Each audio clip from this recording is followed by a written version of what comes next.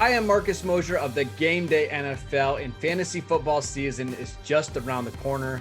But before we start talking about our drafts, it's time to look back at the 5 best fantasy seasons of all time, and let's dive in. At number 5 is Rob Gronkowski during the 2011 season. This list is going to be littered with running backs, but we need to have a tight end here.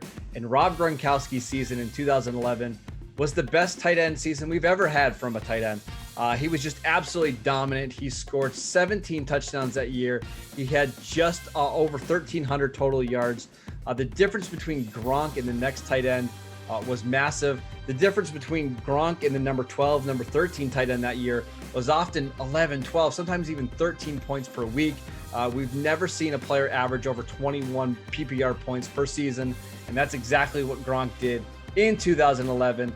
He deserves to be on this list. At number 4 is Jerry Rice during the 1995 season. Listen, there's a lot of different seasons from Jerry Rice's career that we could put on this list, but I think the 1995 season was the most impressive. He caught 122 passes. He totaled nearly 1,900 yards in that season while scoring 16 touchdowns. He averaged 26 PPR points per game, which is even unheard of now in the way that the NFL scoring is set up. So to do it back in 1995 was incredibly impressive. There was a couple other receivers that year that had some great production, but nobody even close to Jerry Rice. Rice has the most wide receiver 1 seasons in NFL history, and I think the 95 season was his best. At number 3 is Marshall Faulk during the 2000 season.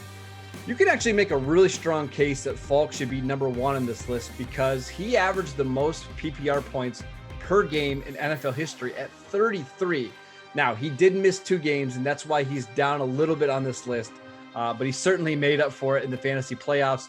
In the final 3 games of that year, he scored 11 touchdowns. He totaled 600 yards and was just absolutely dominant. He scored 26 touchdowns in 14 games that season. Just a cheat code. Marshall Faulk comes in at number 3 on this list. At number 2 is Christian McCaffrey during the 2019 season. There's only been 3 players in NFL history to total 1,000 rushing yards and 1,000 receiving yards in the same season, but that's exactly what McCaffrey did in 2019. He caught 116 passes and he scored 19 touchdowns.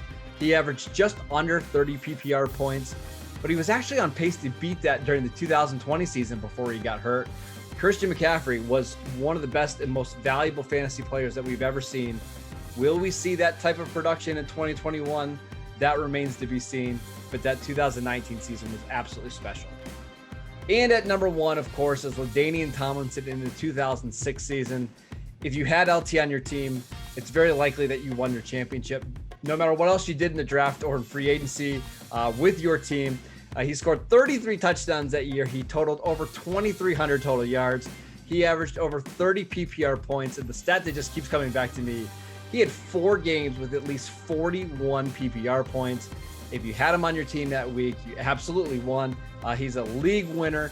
He's the best fantasy football player maybe in NFL history. I know a lot of people had to change their league setup and the rules, scorings, and drafts because he was just too good and too dominant. LT, the best single fantasy football season ever in 2006. Who do you believe had the best fantasy football season of all time? Make sure you leave your answers and comments below. And as always, thank you for watching the Game Day NFL.